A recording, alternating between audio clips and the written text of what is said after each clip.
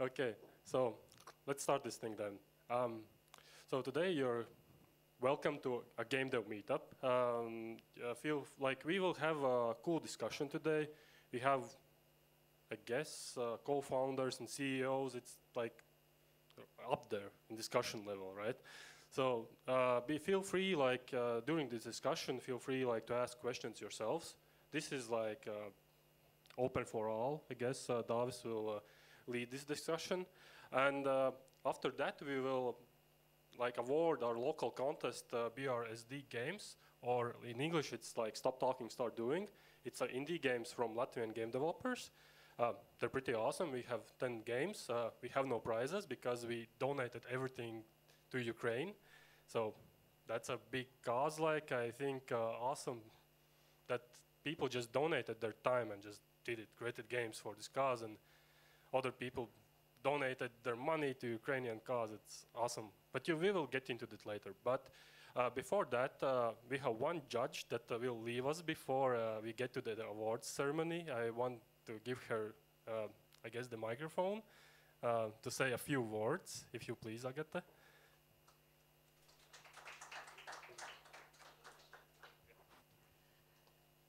It's amazing to be here, and I was one of the lucky ones to be asked to be a judge. And the work was amazing that these guys that are here did.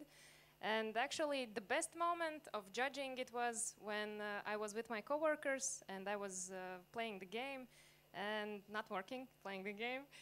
That was first best moment, and second best moment was when my coworker said, "Hey, that's a good game. Where did you get it? Give me." And then we played together, and it was really fun. I'm not gonna say which game, but I think it's gonna take the first place, but I don't know. So it's a surprise for us all. So yeah, one thing that I can say most definitely that you here have a really great community, and that's amazing. And I'm glad that we're all here today. And thank you for organizing this amazing event. Okay, awesome. Thank you very much.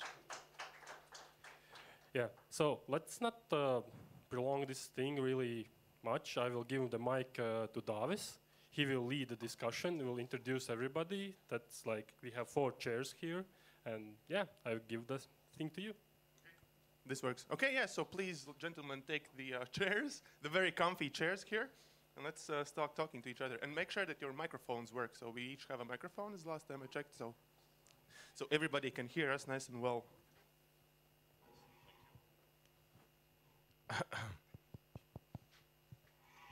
That is my face in 2019 before all of the crisis. What's happening there? Yeah. So welcome to today's discussion about game dev meetups. I actually also took place one. I think it was the first one which was taken in which took part in person, because during these 2 years of crisis, all the game dev meetups took place remotely and on the spot. It's at Unicorn Cafe. Okay, please raise your hands if you have never been to a game dev meetup at Unicorn Cafe before. Okay, so nearly all of them. So about the community. So every second Wednesday of the month, you can meet at Unicorn Cafe at Chakayel. There are lots of board games and like-minded people, so you can be there. But yes, so today we're going to have a small informal discussion about going from game development as a hobby to a professional job where you make money and to turn into your hobby into a profitable business. And the guests that we have here is Davis Toliashvili. Hello, there, who's the CEO at Estati. Before you start talking, you are the CEO of Estati Riga. You have more than 7 years experience in gaming industry, and you're all about creating awesome mobile games across all genders. And which is interesting to me that you hold a bachelor's degree in design and graphics of computer games. So if any of the auditorium members want to meet you afterwards at the beer, after the meetup, after the awards, you can talk about how it is to study the highest education in the design and graphics of computer games. And Estati is a mobile development company in Latvia which makes net profit yearly of several million euros. Net profit, so not turnover, not investment, so you can check these stories. And many of the Estati games have appeared on the App Store, iPhone store in the US, free of charge, first page, and they make all these millions of ads. That is insane. So we're going to talk with Davis today. The second is an indie artist, Māris Bunkovskis. Yeah, so you're a solo game developer and freelance games artist. You started in the industry over a decade ago by creating web games, and then you co-founded a startup working up on a web-based game engine, and currently you're focusing on developing games for PC and consoles for your company, and you released Rise of the Slime for PC, Nintendo Switch, PlayStation 4, PlayStation 5, Xbox last year in 2021. So we want to hear about that story about Rise of the Slime, which is pretty cool. And last but not least, Edgar Svetsozolinš, hello. You're the co-founder at Coliseum, which is a decentralized gaming app store, and you're a co-founder of European mobile game development studio B-Troop Lab. And if you've been reading last year's reports of companies attracting investments in Latvia, then B-Troop Lab announced last year in June 21 that you raised 10 million euros from investors. Actually, a bit different, 8.4 million for Coliseum. Let me turn it off. Yes, and interrupt me. You can interrupt me. I'm not talking to myself here. We're all talking to each other. And Okay, now it should be working. So, a few months ago, we basically secured a round of 8.4 million at 75 million valuation with the Coliseum project. And the goal for that is basically to bridge the gap for game developers coming from Web 2 to Web 3 world. So, yeah, that would be more precise, but close to that. yeah, so we have an indie game developer here, and the company is attracting investments of 10 millions of euros, so we're going to talk about that. And you are a game system and economics architect with 8 years of experience. I want to learn more how you can learn, for example, and deepen your knowledge in game systems and economics, but that's that about the panel. And I myself, I have been the Tech Hub Riga managing director for a few years, and previously I've been managing events at the University of Latvia Business Incubator, and I've been involved in the industry since 2013.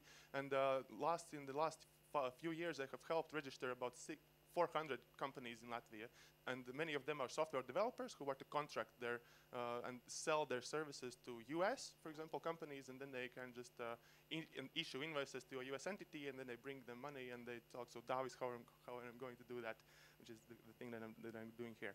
But to kick off the discussion, the first one goes to our indie developer Māris. So how did your game development journey start? From the, I don't know, from the 5 years of your age, and for how many years was it only a hobby, and how then long it took for you to actually start making money with it and money flowing in your bank account? Hello. We got drunk at Garage 48, so that was basically our start. In one of the earliest garages, we didn't participate, but only one of our team members participated and called me while I was not even participating, so I snuck in and did art for them while they were making a little tongue game. And from there, we transitioned to creating HTML5 game engine, and founded a company that raised funding for that. So we did a little bit of startupping in Latvia's early days of startups in 2010s. So that lasted about till 2015. And since then I went solo and basically started by outsourcing and raised some funding for my game Rise of the Slime, and by publishing agreement with a publisher from UK. So basically I started earning money from second or third month, when we started this, but it was small amounts of cash here and there from contract work and stuff like that. So it was actually an accident, because I was studying programming, not art.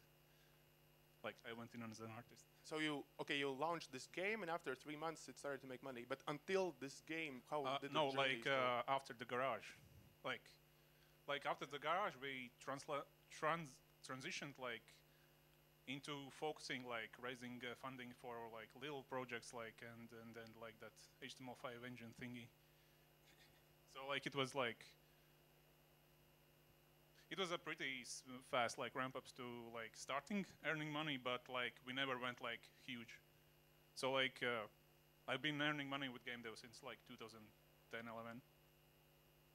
Okay, so yes, and you have this experience for 15 something years of developing games.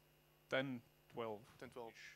And how long it started for you, and what brought you to start developing mobile games? You're just the first one, and then how many years it took for you to be able to produce something that which people are going to pay for?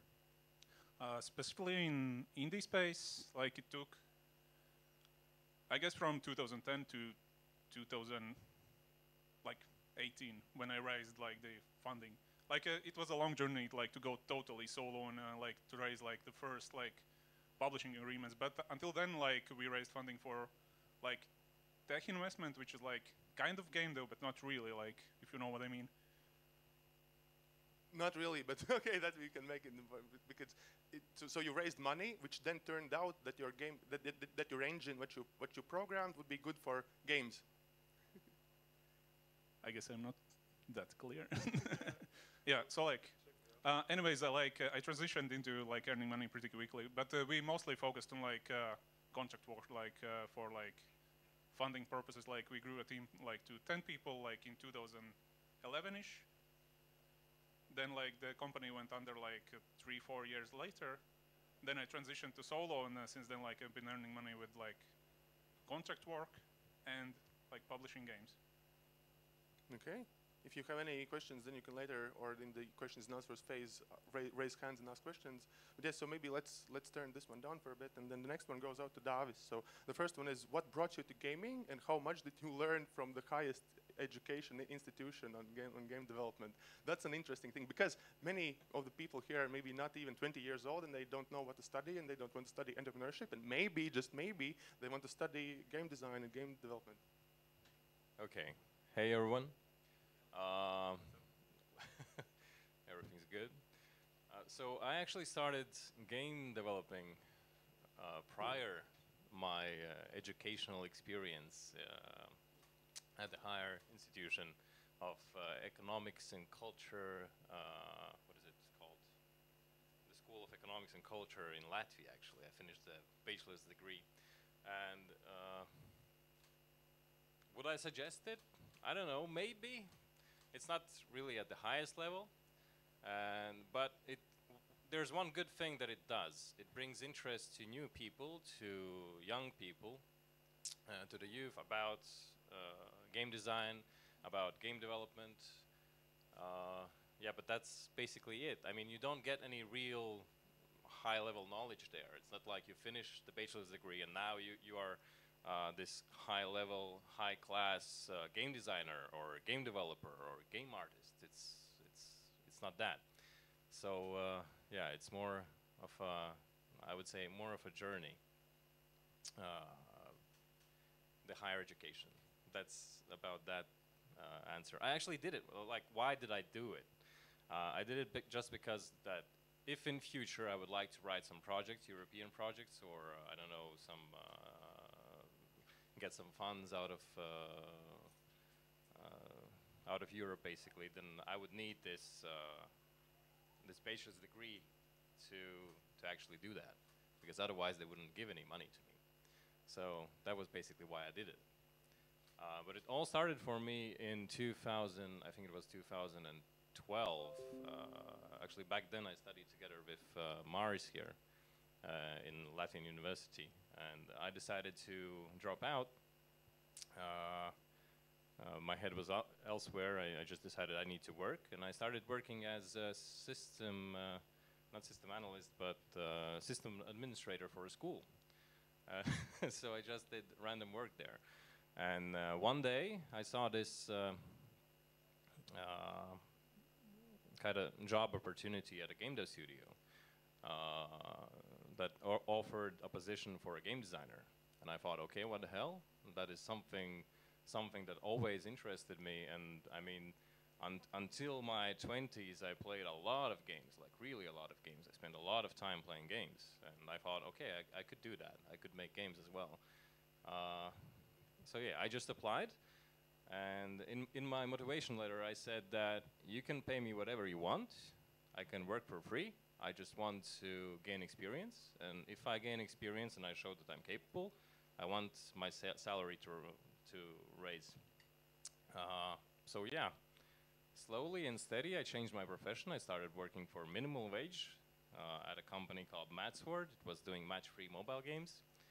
I worked there as a game designer, so like in a year, I was actually kind of raised to lead game designer because they didn't have any like experienced game designers there, and like in 1 year I got to leading, so that was a fun experience.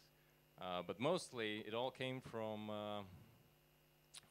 self-learning. You know, we live in a fantastic time. We live in a fantastic age when in the internet there's so much information that you can learn. Like you cannot grasp all the information that is there. So that's what I did basically. I really jumped into this, let's say, game developers' knowledge, trying to grasp everything that's there, and trying to grow. So in a few years, I started working for Estodi. In which year it was? Sorry, when did you start in Estodi? In Estodi, I started working at, it was actually 3 years ago. So it's like 2019 or 2018 at the end. So we were actually under Estodi, but then in like last year in June, we made Estodi Riga. That's like a separate kind of branch from Estodi, and yeah, and I got to lead it, basically. From day one, or you approached as the CEO a bit later? No, I was the team leader. I had a team that was really successful thus far. So we launched like several games on Google Play and also for iOS. Sorry, and this was under the big Estoti umbrella? This was under the big Estoti umbrella. So we launched quite a few successful games, and then when the time basically came, we had another. Not a team lead, we had another kind of leader, but he didn't really make the cut. So I was proposed to lead the studio, and yeah, if at the start, well, you talked about millions that we were making. That's basically the parent company, the Estodi. But now, Estodi Riga was like a fresh company that needed to get its own ground, and we successfully did that. We launched. Last year, we launched a very successful project called My Little Universe. It's still there in the tops, and we're still working on it. So yeah, basically, we made the cut. That's why when we had this messenger kind of discussion, not discussion, but I mentioned that I feel like Estodi Riga is also kind of like a startup, because we started fresh. We had actually depth, and I would say that our investors were Estodi. And so by making this My Little Universe the successful project, we repaid the debt, and now we're our own little home. Great, congratulations. Yeah, and sorry, and the last one, so under this big umbrella, Estoti, you said you were the team lead of many successful games on App Store and Play Store. So what is a successful game in your milestone? How many millions was it played?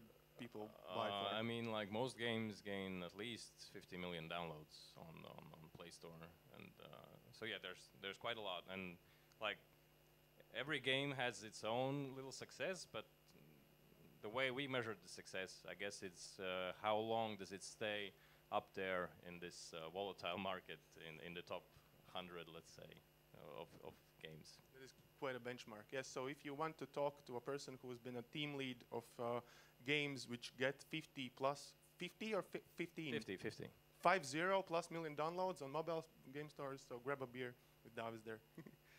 I will, and if you have then any questions, then we will have a questions discussion in about 20 minutes or so. But moving on to the latest of the panel discussion participants, Maris. So before I ask you about this decentralized gaming app store, which is now you're the newest children that you've been raising, how was it to work in hand with senior game architects from Machine Zone, Scopely, and Playrix? What have you learned, and what you can share to the community? Okay, I would say when you talk with these guys, it's again off, right? How much would a good battery or at no minute? It should be normal. Test. Okay, it works. So with Jeffrey, that was one of lead architects behind Game of War, which became like a global success. But yeah, okay. So there were like a few key lessons which we definitely learned, and these are kind of not the things what you can explain like in a few sentences. But these are kind of general understandings of what drives like retention, what drives monetization in these games, and this is something you don't see on the surface level. So these guys basically gave us like this like AAA studio experience just by working with them, and of course helped us a lot in terms of like developing our products. But what I would say is it was a huge value for a company to have a chance to work with guys like these, because there is a big difference when you work with guys with these like fancy titles on big studios, and they kind of differ like basically split into two different kind of pools of people. People who build that stuff and people who run that stuff. And usually when you work with the guys who run that stuff, they don't actually have idea how this stuff works. And it was like a true privilege to work with a guy who actually was the mind behind the Game of War. And he basically, like when you're looking on products like that, you think, okay, it just was a genius idea, huge marketing budget. I think they spent around 40 mil on Kate Upton alone. So it feels that it happened like smoothly and like they just go in and sail the sea. But in reality, like they redrew the whole game for 5 or 6 times to the point where CEO was partly happy, and they just okay, we have to shoot this thing out. And I think yeah, it generally gave understanding of what makes players play in really simple words. So I think that the most famous quote was that if you want to monetize something, then sell them painkillers. But you have to be the guy. You shouldn't be the guy who makes that pain. You have to make a room, basically a space where players can make pain to each other, and you're just like a drug dealer selling the painkiller pills in terms of like $100 bundles. And I think this was part of their recipe for like being able to extract like hundreds of thousands of dollars from their top whales. So definitely. Really interesting experience, and I'm really grateful I had a chance to work with him hand by hand. I think we worked together for like a year. So after he left Machine Zone, he was like looking for different challenges, and we were just lucky enough to find him at the right time. Okay, and about talking about this gambling part of games, which is the pay for these acquiring, I don't know, boxes and chains or something. If persons here want to turn their game development hobby into business, so they need to make money. They can make money via ads or via these gambling types of these boxes which you can buy. I don't know, $5, and then there's cosmetic items and whatnot. Can you comment if you have knowledge on the legal status of this? Because I've been hearing that this is slowly being pushed away, and it will not be so easy to monetize games by these boxes. And is it going to be banned anytime soon, or nothing like that is happening? I definitely have few encounters. Like, so I think I forgot the countries, but there were 2 countries where we were forced to remove loot box mechanisms out of the game, and it just eventually like applied to pretty much whole monetization system. So in these countries, the game went kind of for free, but at the same time, they just didn't have the chance to purchase these things. But like generally speaking, like that's kind of like the gateway drug, I would say. So it just like everything is like game theory itself is kind of like a gambling in that sense. There is always some sort of risk and reward design. The loot boxes are just way how to efficiently do that in a repetitive way. So it's a way how we can focus more on if it's used good, it's a way how we can focus more on the game systems and just use some universal way to distribute these rewards. But like of course, the business is made to make money, so usually this quickly turns into money-making machines, and then every optimization, everything you do is with a goal to extract more money out of the player. So, yeah.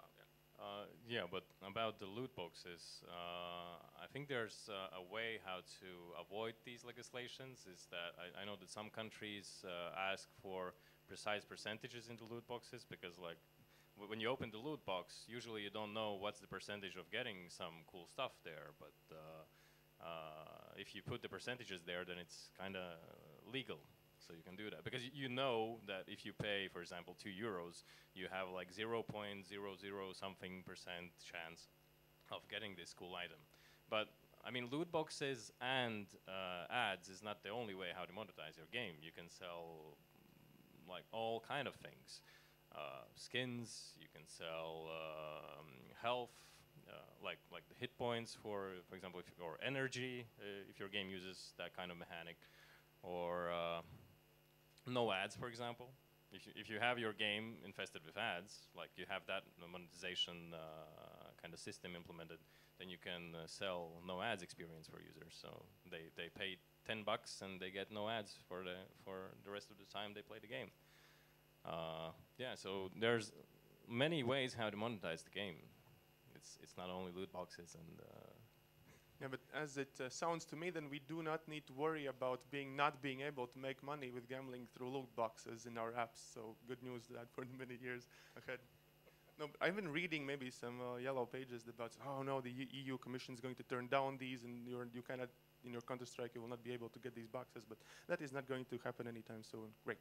So moving on a bit from a different, from a different view of the story. So. Maris, for you, how many years did it take for you to learn the craft, and for how many you learned the game dev stayed as a hobby, and then how quickly it took over that you understood that you can make actually money out of this and do? Well, in general, like I've been making art for games like since like I was like in 8th grade or something like that. So it was like gradual transition like to monetizing the craft or something like that. So like till I initially started making money with it, like it took like 4 or 5 years. Like if you have like some art background or something like that, like you can transition to making money with games like very quickly. Like you need to be like somewhat hireable, and your like skills will skyrocket like when you start actually working on those games like from day to day. But in general, like, is this question like more targeted towards like student type of people, or like just people transitioning into games? Well, to everybody who's interested and now developing games as a hobby, that they can make games themselves, and then they can transfer it over to making money. Yeah, like it really varies like from your skill level. Like it can take from like weeks to like years, like depending on your background. But in general, I'd say like whenever you choose to transition to games, like if you're not in the industry or something like that, like, and if you're like working in IT or something, for example, and you want to transition like your hobby, which is game dev, like you are participating in game jams or like stuff like that, it usually takes like a couple of years till you like release that like solid project if it's like targeted towards like PC audiences. If it's targeted towards like mobile audiences, it can be quicker, like as like these like mini games. Like Estoti was like publishing very many like these small bite-sized like games. Like if you transition like with those smaller games, like in mobile, you can transition to like earning money from your games like much quicker. But it's like very problematic because like it's hard to do it like as a smaller person. You need to work together like with a publisher or something like that. So like it varies, like but usually like you can transition into like to a solid state like from 0 skill level to like making money like in like 2-ish, 3-ish years, like for the most part. Okay. And a follow-up question to this one: as a one-person developer, how do you separate your time? So you have, I don't know, 100% of the time, and how much of that you're actually writing the code for the game, how much of that you're you're thinking for the design, for the scenario? How much do you think about sales, marketing of selling that, and how much do you talk with the publishers? And do you know about the whole auditorium or a scope of people? Because I have the idea of knowing that if you are only one person developer, you want to stay and code, and you don't want to talk about sales, and you don't want to talk about marketing. And then, yes, you have made this very nice game, which nobody knows about.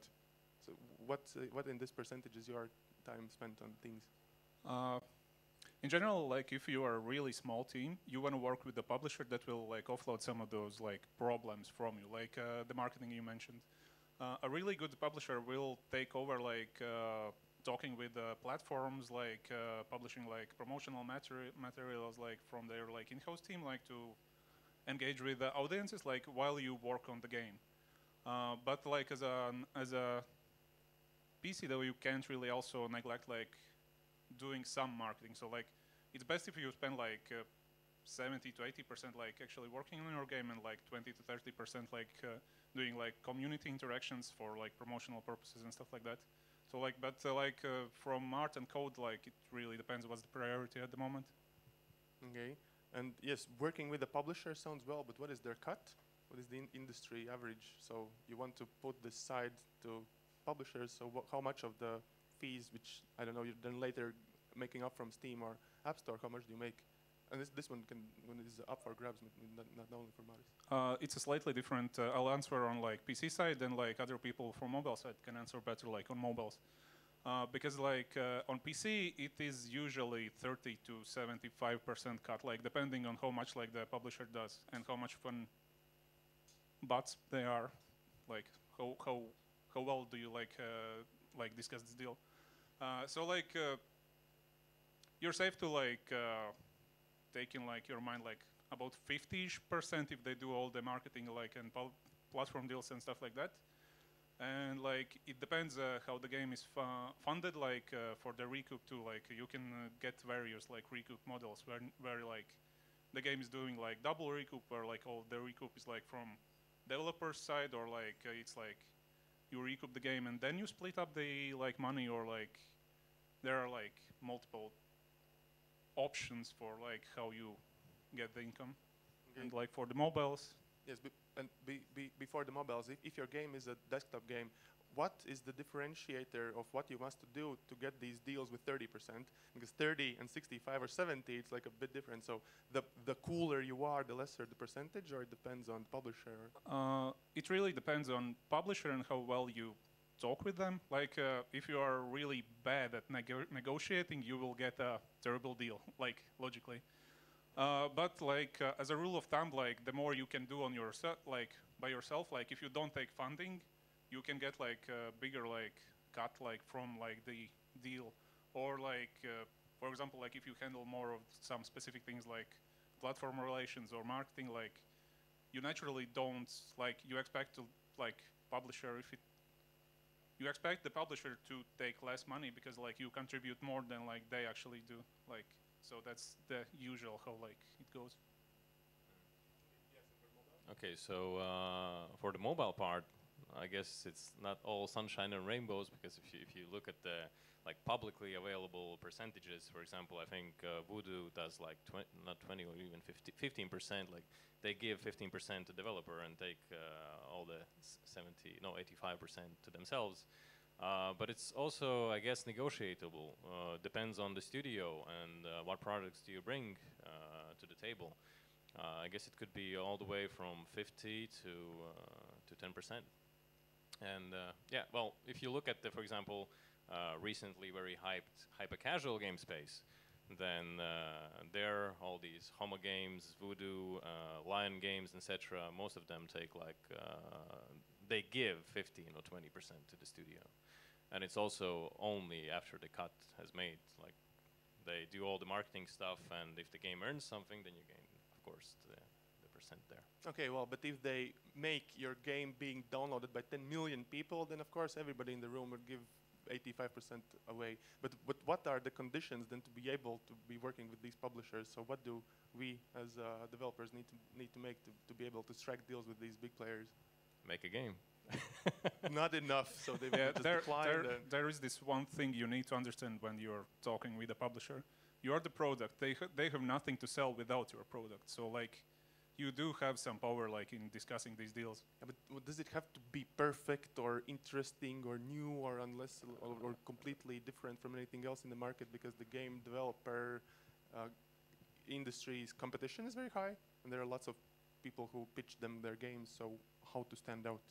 Well, if you look at the hyper-casual space, then it's mostly about the idea. If you have a great idea and you have made your first prototype, you can already try to sell it to the publisher, and then it says, okay, let's do this. It has really good day one KPIs or something because they test the game. You give the prototype, they run a few tests, like a few ads, they see that KPIs are there, okay, let's work. Let's do the project, and you get 15%. Are you okay with that? So, well, it's not that simple, of course, but yeah, it is what it is. Edgars, have anything to add or? I basically wanted to add, like, they will take your arm and leg and maybe kidney, but it's all about like KPIs, especially like looking at Voodoo. They have like 50 game applications, 49 rejects on them.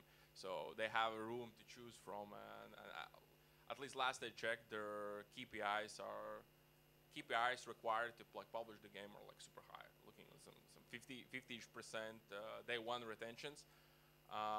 If you're looking on like some bigger games, like some mid-core or core games, then you can get a bit better deal. But yeah, general rule is that all they care about is the metrics. That's how you build these LTV models. Yeah, and another, I think, important point is that when looking for a publisher, actually, you have to check, or maybe even try to contact other studios that work with the publisher.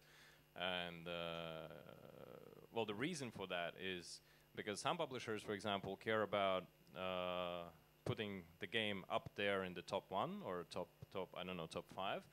And then write in LinkedIn and everywhere and say that they are like this really cool publisher. They have many games on top 1, on top 2, top 3.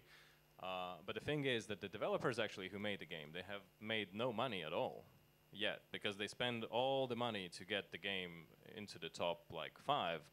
And then when you ask the developer after 5 months that their game has been in top 1, how much did you earn? And they say they haven't earned anything yet.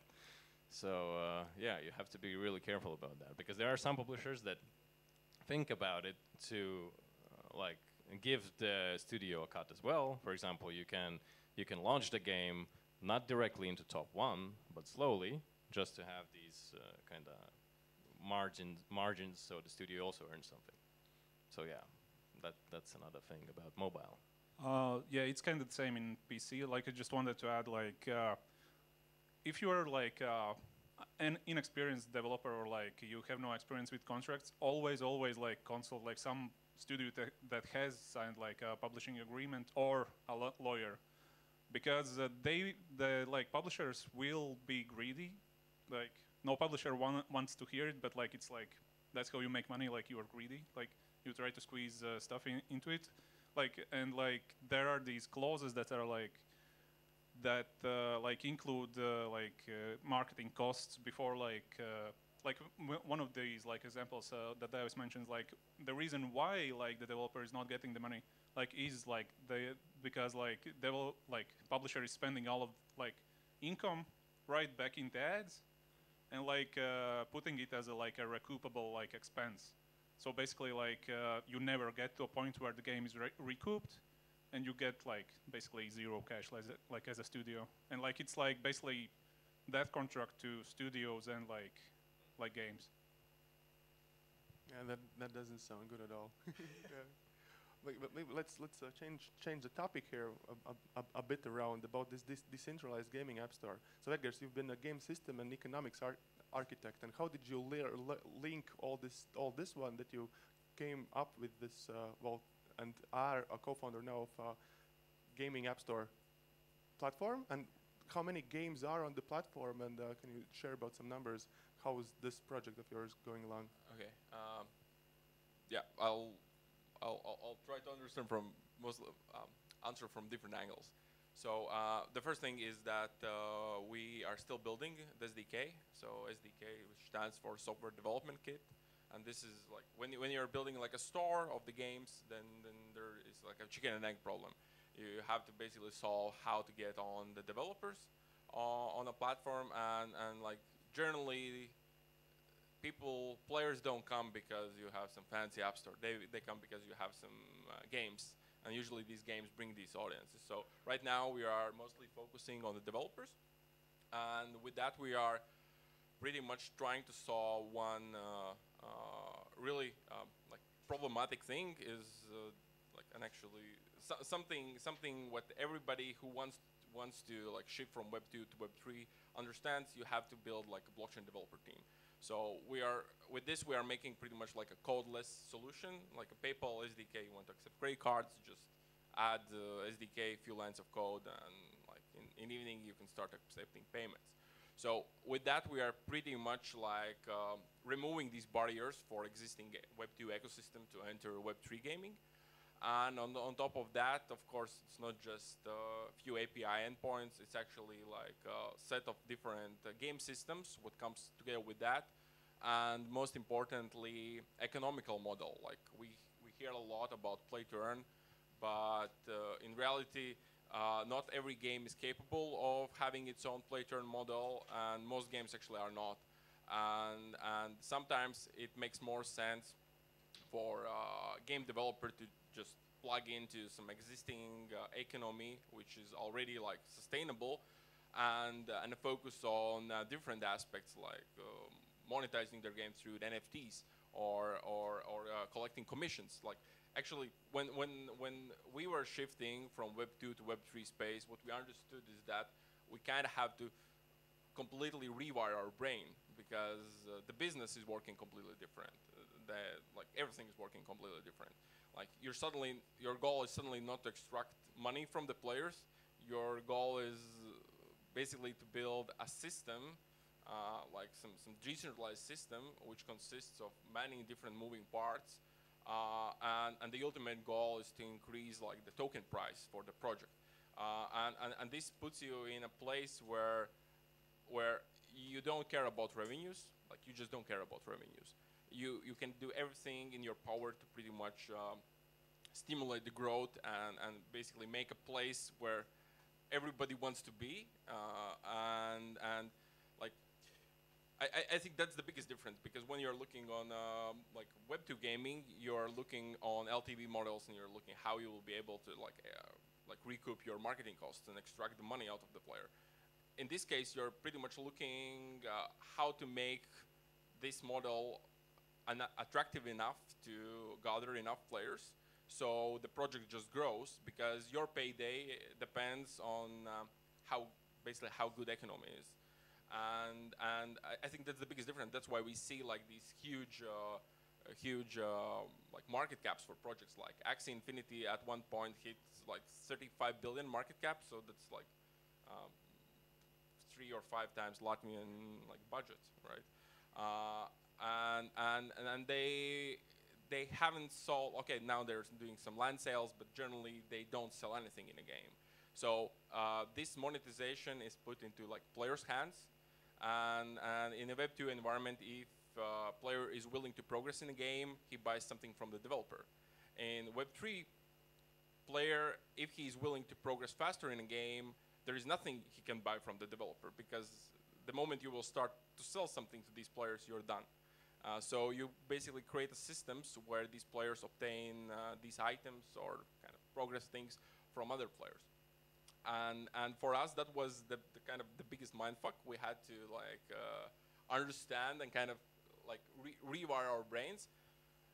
And yeah, so right now we have I think seven games lined up for a platform. Not a big number, but if you're looking on the current projects, then I would say the top store currently have like some 30, 50 games tops.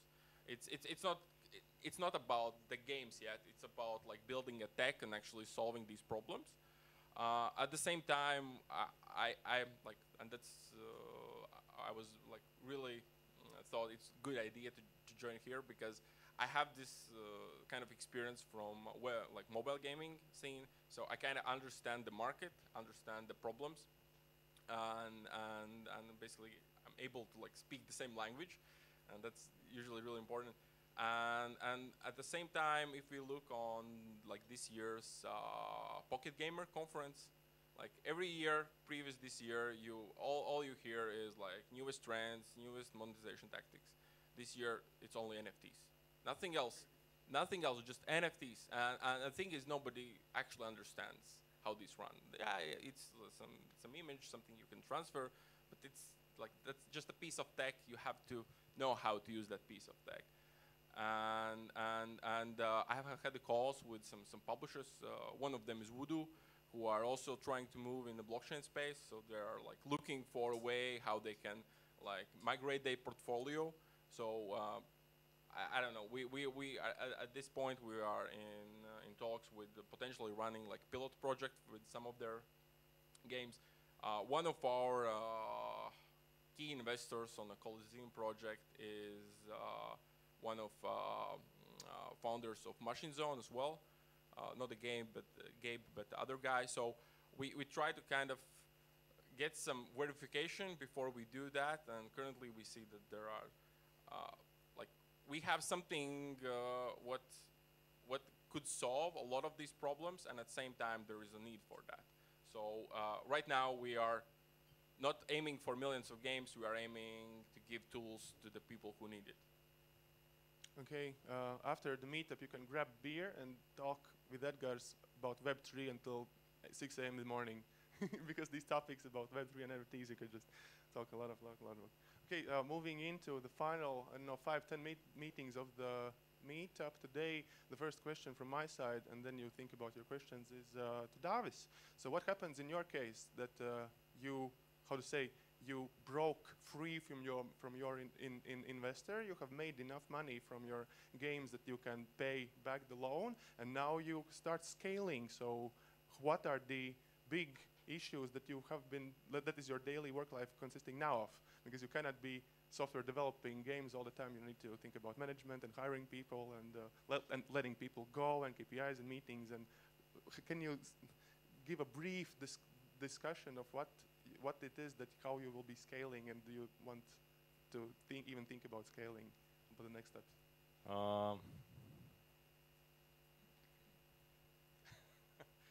Okay, so scaling.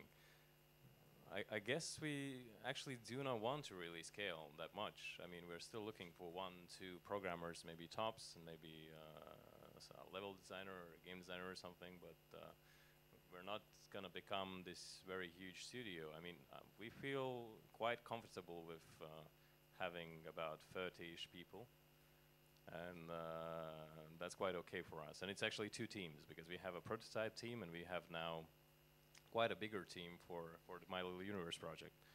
And yeah. Well, okay. With 30 people, I guess that you can live on for some time. Maybe you cannot become, I don't know, these Finnish billionaire companies with hundreds of people. But we can. Why not? I mean. but if you don't want to talk about scaling, because then you'll need hundreds of employees. But how was the journey if you were a part of it until these 30 people? Because still maybe they are teams of 1 to 3 developers max that you join, or a solo developer. Because 1 and 30, that's 30-fold. Okay, for example, My Little Universe started by 3 people. I mean, yes, I am the CEO of Story Riga, but I still do game design, and that's my kind of the main occupation that I do there. And yeah, basically me, a programmer and an artist, we started My Little Universe, but it actually was called Save the World at first, and it was a completely different project. It was about saving the planet by moving clouds to these fireplaces and extinguishing the fire, etc. But that didn't feel that interesting, so we tried to do something else, and we had actually 2 branches. Like the programmer and the artist made one type of game, and I just experimented with another mechanic, and then we tested both, and one was kind of successful. So we started 3 people there, We had the great idea. We tested it out. It had really good KPIs. It had very good day one retention. And then from there, we slowly started adding people. So 3 people grew to 5 people. Then it was already 6, 7, and now we're, I think it's 18 working on My Little Universe. And yeah, it's including, we didn't have even a QA team before. I mean, we tested our games ourselves. Now we have kind of QA team, 1-person QA team. We have also community managers. We actually have 2 community managers because this is also something new for, I mean, we came from hyper-casual space and we created a project that kind of was making its own community. We saw that there's a huge interest for people to communicate with each other, although it's a simple mobile game. So there was a Reddit and there was a Discord, and then we decided to create an official Discord. And now there's like 80,000 people there, and every day it's about 500 joining there, even more. So there's more and more people joining in and are interested in talking about farming crystals and opening new worlds. So yeah. I'll add on this question and ask you, like, while growing the team, have you noticed like team sizes where like productivity like increased or decreased like based on like how many people were working on the game, or like did you grow the team like organically, like we need 1 more people because we can't handle this, and like then we added? Yeah, I guess it was more organically. I mean, like right now we feel the lack of coders to implement new systems and whatnot. So that's why we're looking for new coders, but it wasn't like, okay, this project is doing really good, let's have all these 20 people working on a project. No, it wasn't like that. It was slowly and steadily, if we needed a person, we just added another person. If we needed another person, we added another person. And but on the second part of the question, the productivity, I guess it's a lot harder now because I do the management. There's no other team lead. So I have to team lead, I have to game design, I have to lead the studio. And it's really tough to do all those 3 things really good. So yeah, so probably we need another team leader as well. But it was more productive when we were like 10 people, I guess. Not more than 10. Yes, so question.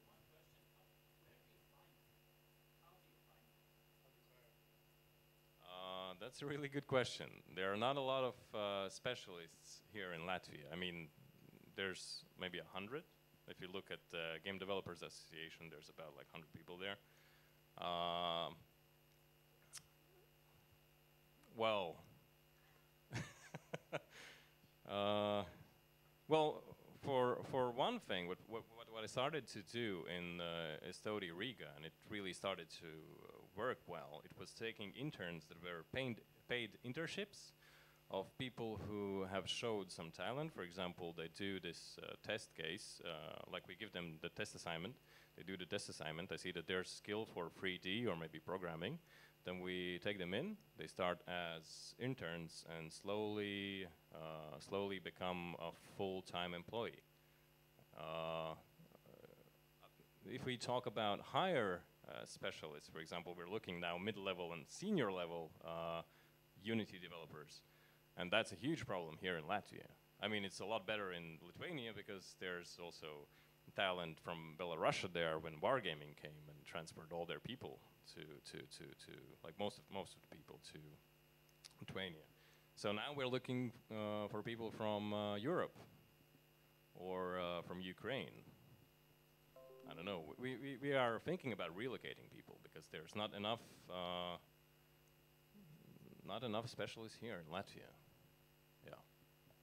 Yeah, that sounds like a startup problem which one people can solve. Yeah, questions? Yeah, so you have like different opinions about monetization and like that. So I have a question. 8 years from now, 2030, one sentence, which will be the biggest revenue, the biggest monetization stream.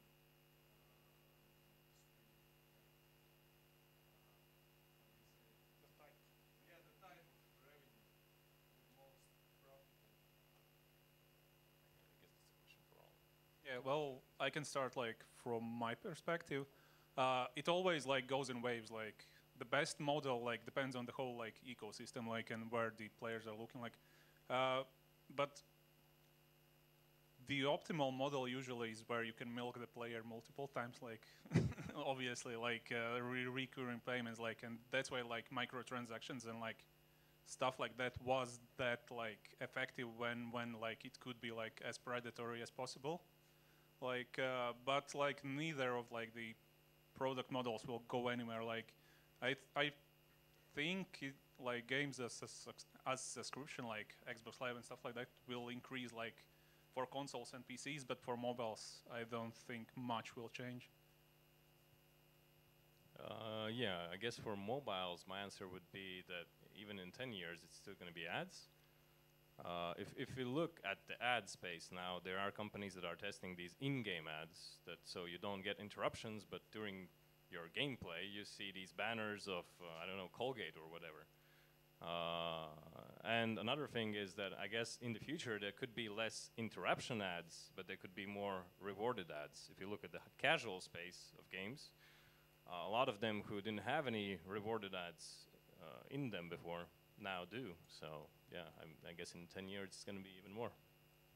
So it's like a product placement of games. So you play a video game, I don't know, Cyberpunk 3077, and there's a Colgate ad, yeah? Yeah. Okay, cool. Ads have been like a thing like for hundreds of years now, so they're not going anywhere. I obviously think that NFTs will be a big thing, and it's already becoming. So it's always like when we look on like how the new tech is adapted, like first 10% usually takes like 10 years, and then we suddenly found ourselves looking on 80% adaptation in the next 5 years. That happened actually with the mobile phones, and looking currently the Web3, like basically the crypto space is like Wild West. It's like App Store 10 years ago, when like overnight millionaires with some shitty apps just popped out of nowhere and went away. And same things are happening here. Like we can take a look on a project called StepIn. It launched 1 month ago. Currently, it's valued at 20 billion. So it's a piece of art in terms of how the design was approached. Like it's like listed on the Binance. So of course there is a huge infrastructure role into that. But I think like at some point we look on the generations and they develop some sort of tolerance against some specific mechanics. So when we were acquiring users for our games, we were looking kind of the best users usually turned out to be like these so-called virgins. They have no previous exposure to these monetization methods. Like first time you see loot box, you're excited. For next 10 or 20 times you see it, you just develop this tolerance to the point where you see that as complete crap. And I think it's kind of like natural evolution which will cycle through, and we'll see that NFTs take a role into that. But again, these same NFTs, it's just a tech. They will still rely either on content sold or ad space, but just in a bit different way. One last question from the audience. Do you have one? Yeah. Yep. So it's for all of you guys. Imagine that you have no experience in game development, but somehow you come up with this truly genius idea that will break the standards and it's going to be a game changer. What would be those 3 to 5 steps that you would do to make it happen? Step one, you realize that your idea is not the game changer you think it is. Because if you don't have the experience, like you can, no, but like as an example of like a person that has no knowledge of the industry having like a genius idea, like in startups, like in games, like in any industry, like your first idea is usually the worst one. Like, or like you of course can hit like millions, but step two, like if you choose to pursue it, like pitch it around like as much as you can, like try to build some like minimal like interactable like prototype, like, and if like you don't get any money, like spend like half a year like polishing it. If it doesn't go anywhere, move on, like, and get a better idea.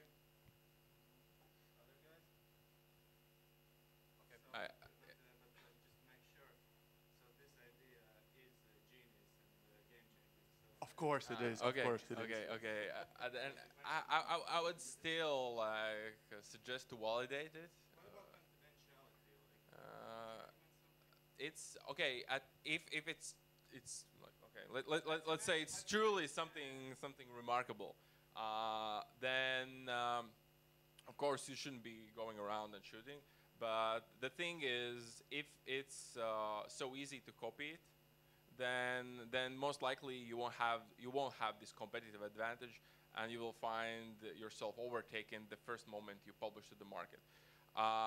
But of course, at the same time, then like if you don't know anything and you have this great idea, you still will need to have some people who you can find. And I think it still goes to the point where you just have to risk and just try to validate, find some good partners. In this case, I would advise going for mentors or some like early stage angels who are actually will guide you and maybe won't try to rip you off, and most likely they won't, because that's their like it's about them. If they do that to one guy, then they're out. Like it's a small world actually. In every industry, it's a small world, and yeah, like try to validate it as soon as possible and research.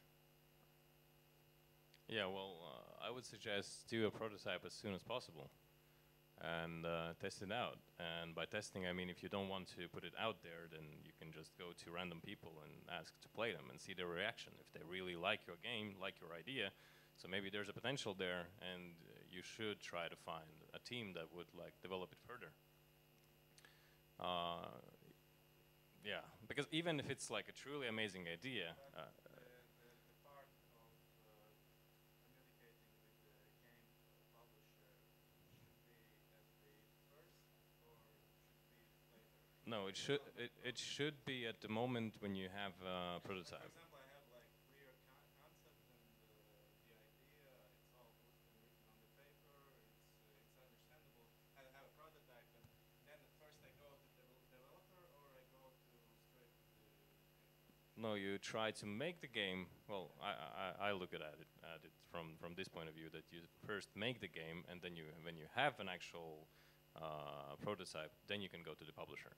Because once it hits the market and you start testing the game, for example, from my experience, from Estodi experience, once you start testing the game out there on Play Store, I mean, there's like 10,000, maybe even 100,000 of games put there into Play Store every day. But still, Voodoo, Homa Games, other publishers are looking through these stores, and when they see a really good idea, you can know that if you had a really good idea with good KPIs, there's already on the next day, when you tested the idea in the market, there's already like maybe even 100 studios that are trying to replicate the game and trying to steal that kind of amazing idea of yours. Yeah, and they legally can't do that because it's a different software, it's different code, it's a different algorithm. Yeah, and Quick one comment, yeah, quick.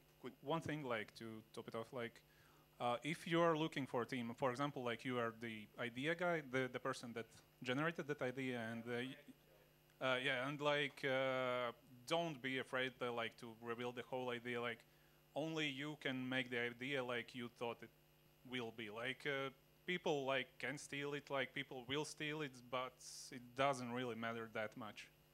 So, and there was a question maybe, or yeah, the last one. I had a question about, we were talking about this one, day one retention and things like that.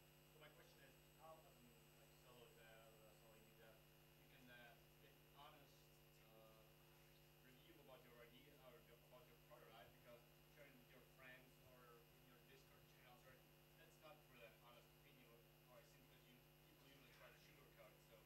So how would, as an indie dev, you get this true evaluation if your idea is actually marketable or not? I guess.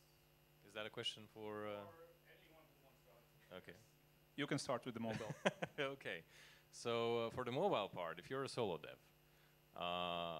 one thing that you could do, I mean, obviously, if we ask to play our game, we ask our friends, their opinion could be biased. But if you go to random people on the street and just I mean it sounds weird, but it does work. You just go and test the game out like that.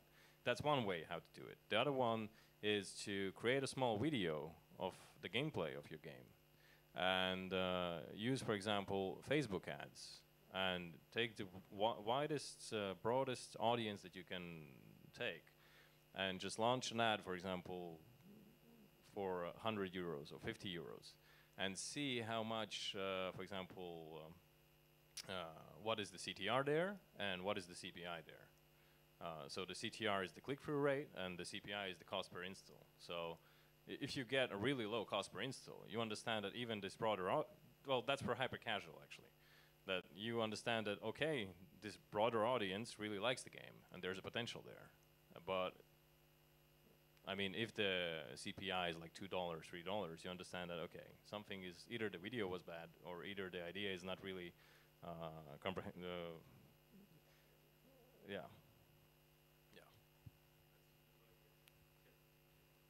Yeah, and for PCs it usually goes like, you either try to test it like, you either like risk it and go YOLO, like whatever, or you try to test like pieces of the game, like that small prototype that was mentioned like multiple times today. Like you try to find like a group of people that are like more random, like go on itch.io or like any other platform, like try to get people playing your game, like promote it a little bit. Try to like get some people that don't really know that you make games, like to record like them playing your game so you can see how engaged they are. Like I like that approach better than like showing off like gameplay or something like that. Or like you can pitch it to publishers and see if they bite. So like that's actually also a good validation, but it doesn't mean that people will play it. Okay, thank you all for the questions. And the very last from my side. So imagine you are a 17-year-old person who's not sure whether to transform this hobby into a professional thing, like my brother here in the audience. Would you do it from the start? And what general advice do you have for new people whose game development is still in the hobby phase, whether or not, yes, so go further, make a profitable project out of it? Just do it.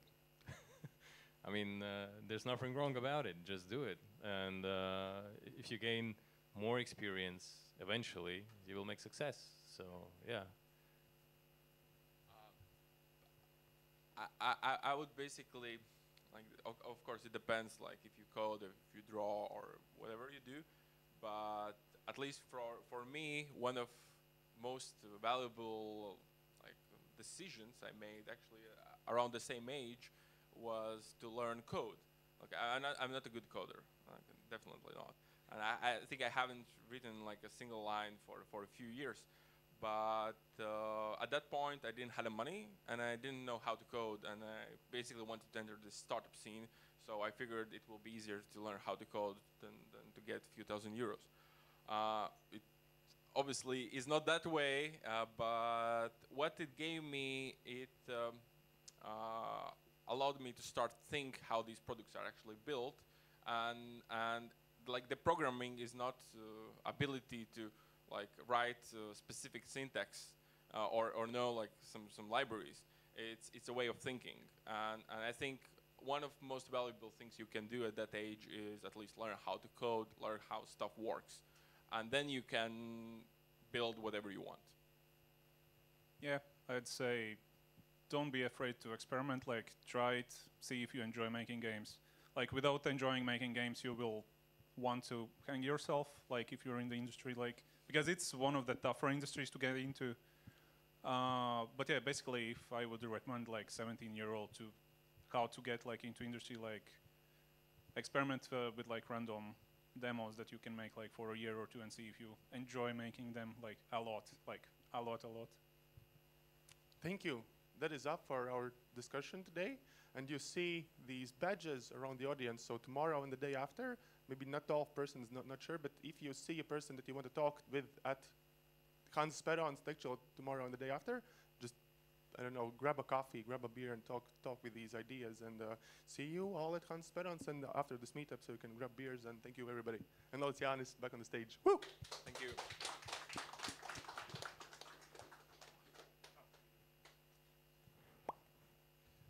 Hey, so I have a question for you. We have BRSD awards now. Do you want to take like a 5-minute break, or you just want to power through? 5-minute break? Okay, 5-minute break. Take a breather. Go to the toilet.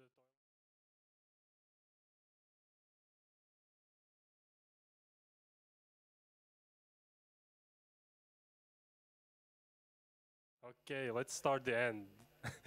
The end of BRSD.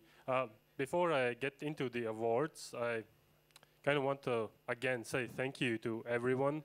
The people who created the games, they dedicated their time, they dedicated their creativity for a good cause. That cause was to donate everything for whatever donation to Ukraine. People chose themselves to what donation they wanted to donate.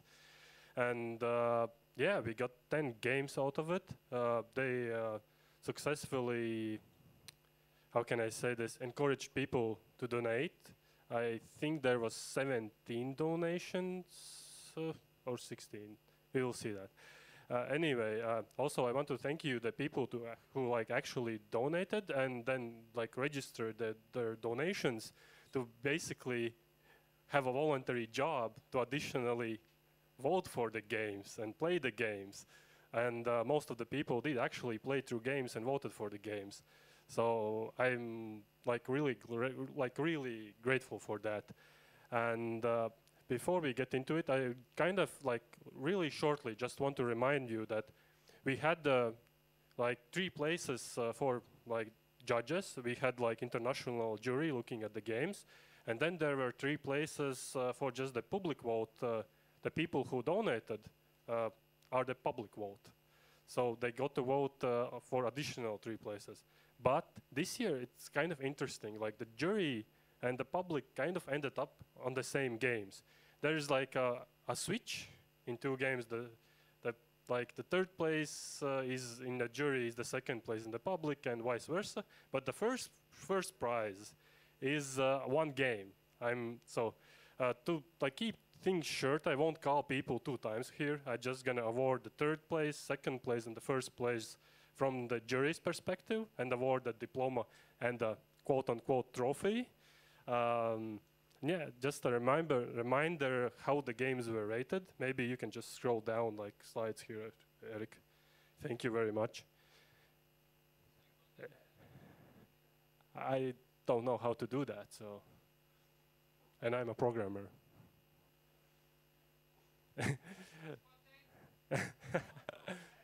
Control F. It's fine, no? I don't think we need a full screen. Let's expect some chaos. Let's expect things not go the way we want to anyway. Just scroll down, it's fine.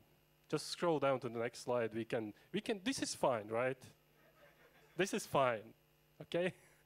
Awesome. Perfectionists. We have perfectionists here.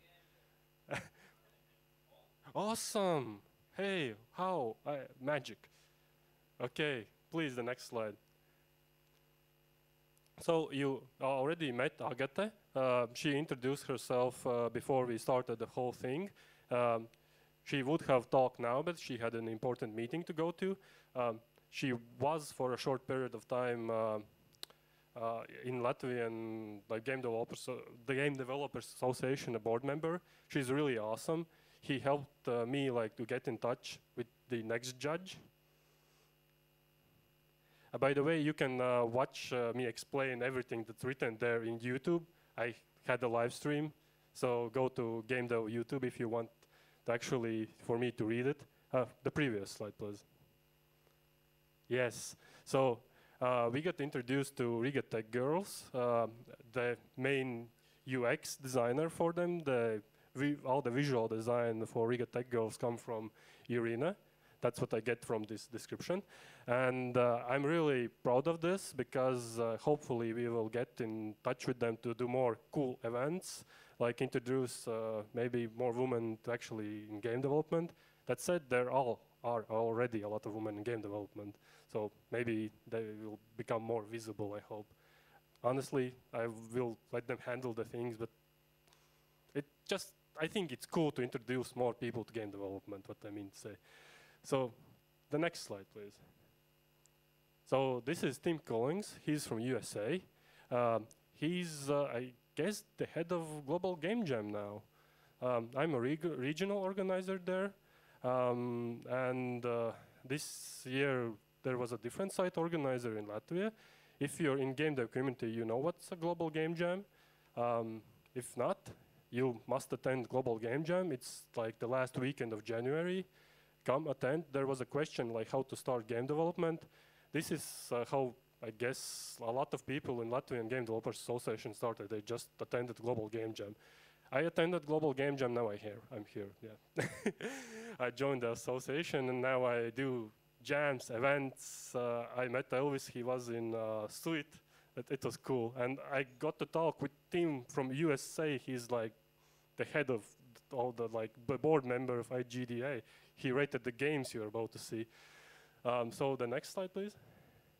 Yeah, Ott Madis Ozol, he also was a judge for Latvian Game Awards. He's from Estonia. He's a dear friend of ours. He actually got hit by a car, but he still played all of the games in this contest, all 10 of them. But he didn't write any feedback manually. I guess because his one arm was like elbow was broken. So yeah, thank you very much, Ott. Yeah, so the next slide, please. So the next person is like a newcomer to Latvian game dev scene. He's Ari. He actually made a small video I will show you afterwards. And he's like evangelist for Epic Games. If you don't know what Epic Games is, they make Unreal Engine. So he's officially is in our Discord, and it's his job to help you with Unreal Engine. So contact him and ask him, hey, dude, I want to do this in Unreal Engine. How do I do this? And from what I heard, he said like everything in Unreal Engine is for free. Yeah. So talk to him. He's in our Discord. And he also looked at your games. So okay, next slide. I don't know why it's blank. Maybe there's a next slide. Is there anything else? Okay.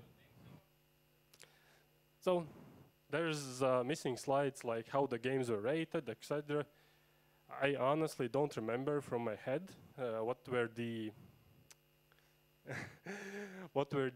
rating system. I think it was for public vote, like how fun it was, visual and audio design, just the gameplay and mechanics, how buggy it was, and there was one more.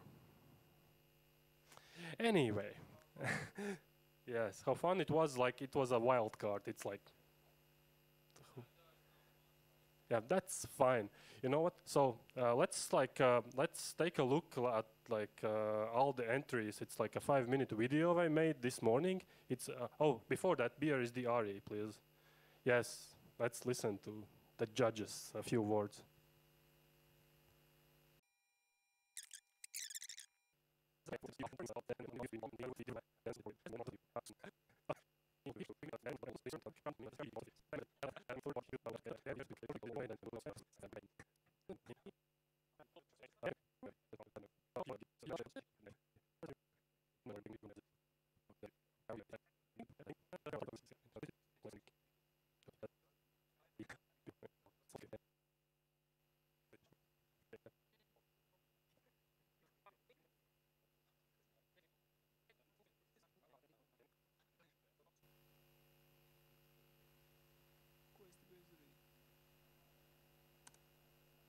Hello Latvia, Ari here, evangelist at Epic Games and also one of the judges. I just wanted to wish you good luck in the competition, and I also wanted to thank you for participating and to support this good cause.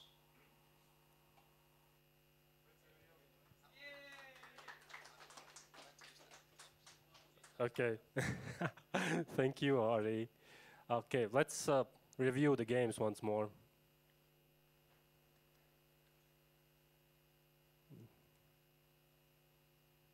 Okay, let's see. I remembered the steps. No worries.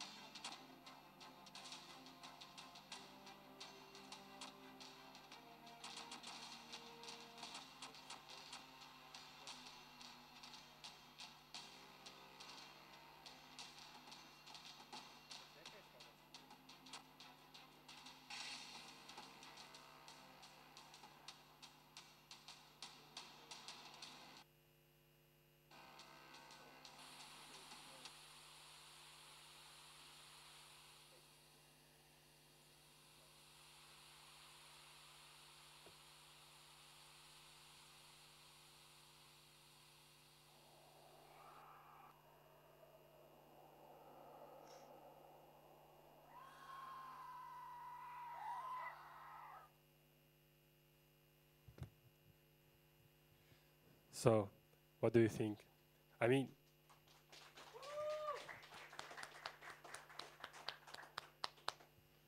yeah, the monitor is a bit dark, but after I will fix it in post, okay? But you know, these all entries are so freaking awesome. I played them all. I love them all. Even the buggy ones, I love them because it's like just amazing to see like what people like want to create. So without like really no further ado, we will actually go to announce the winners.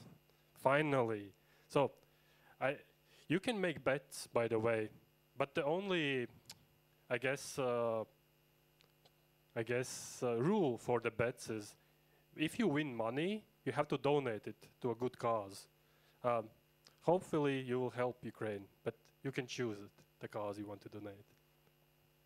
Okay, the third place. Yes, there will be a video.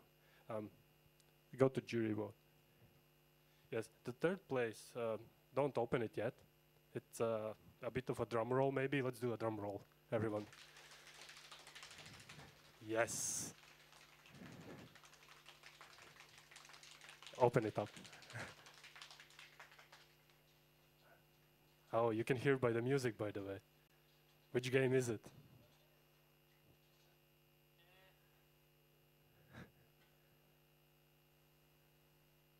Yes. It's Rush of War. So. Yeah. So my question is the Rush of War developer here or someone who knows him? Awesome. Yes. Please come over here. We will leave the trailer in the background. You can say a few words while I'll get you the prize. Yes. Please wait. Hold this.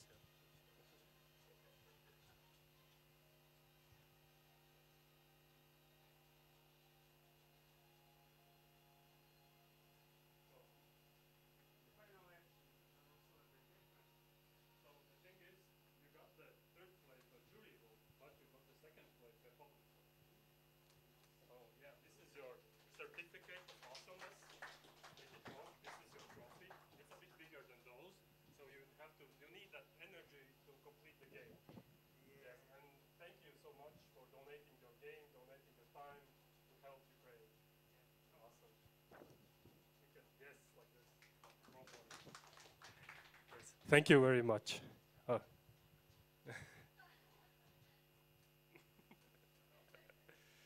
Okay, awesome. Yes, as I said, expect things to get chaotic a bit. Yes, yes, yes, drum roll, drum roll, drum roll, drum roll. So the second place goes to, again, you will be able to tell by the sound. Yes, and it goes to, which game is it? Full screen, yes. No, it's not the one.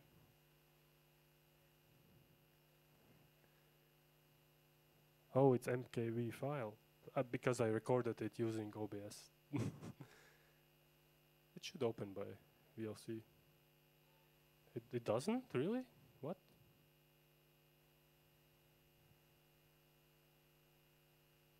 I mean, yeah, the first seconds are black. That's fine.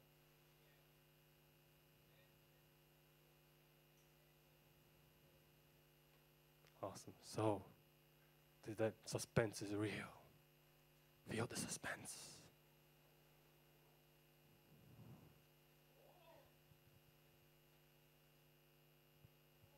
Congratulations, Munaria.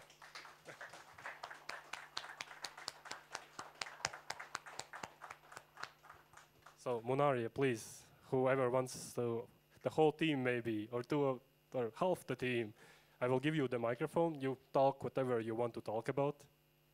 Hi, this is Menix. I'm Siemens. He made the music. I made the code. There were a lot of other people who helped out. Thanks to all them all. And yeah, thank you. Congratulations. So you hold the trophy, you hold the poster.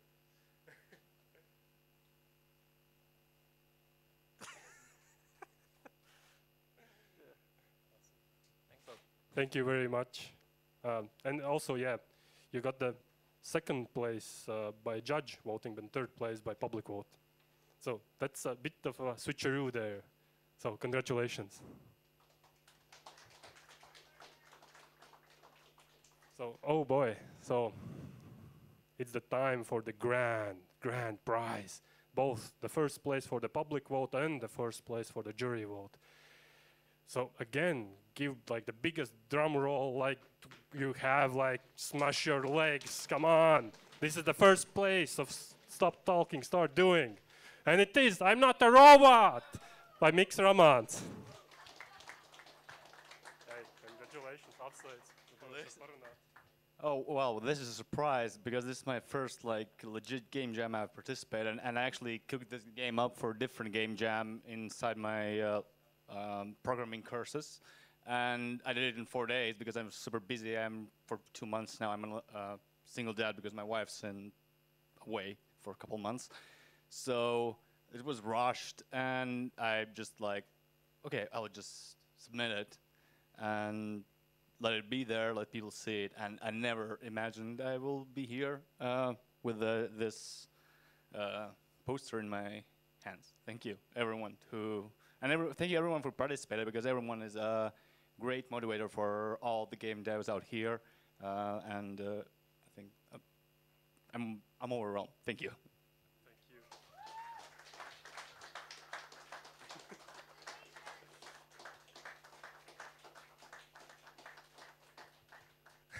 So, thank you, Mick. Yes, and thank you all for coming. So, this is basically it. Congratulations to all the winners. And not only winners, like to everyone, congratulations for submitting and actually showing people what you can make. It takes a lot of courage to just show people what you can do. And I hope this also like is an inspiration to new game developers. Just put it out there, get the feedback, participate in jams, participate in contests. Like you heard it from CEOs and people who are like full-time indie devs now. Just do it. Just make your game and get the feedback. Yes?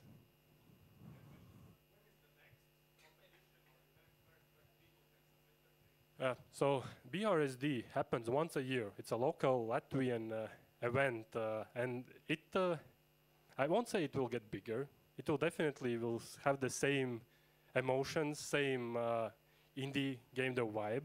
The next contest, I actually don't know. It's up to you, like Latvian Game Developers Association members, to actually do contests, to actually like create something. And you don't have to be like a member of the Game Developers Association. You can contact the Game Developers Association, ask for help if you want to make an event.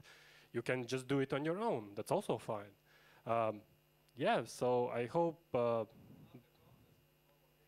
yes, Game of the Year awards, I think it usually like is in February. Global Game Jam happens the last weekend of January. So everything kind of happens at the start of the year. The summer is the period you really like get hard into game development and don't spend summer out in the sun, spend summer in your basement making games. It's half a joke. So yeah, in summer, unfortunately, there aren't a lot of, I guess, contests in Latvia. That said, there are like, there's places where you can show off your game. Like, I guess Unicon does also happen in summer, right? And through Latvian Game Developers Association, you can maybe show the game there, like to people, get the feedback. And yeah, and also like for younger people, like from 12 to 17 years, there's Global Game Jam Next actually happening. We don't know in which school. We actually, that needs to be a school that organizes the thing. So we are searching for a school that will take on organizing Global Game Jam Next for the young creators from 12 to 17 years. There's a lot of stuff happening, honestly. But the things that you can do now is just come to Latvian Game Dev meetups. Yeah, it's for free. Just drink beer, like here. Drink Red Bulls, drink coffee, drink water, whatever your preference is. Nobody will judge you. Just come and have fun. Like next second Wednesday, like 11th of May, in Unicorn Cafe. Okay, so Thank you very much for coming. You're free to mingle, talk to each other. We have to leave this place like in a half an hour or so. You can mingle right here, you can mingle outside. Thank you very much.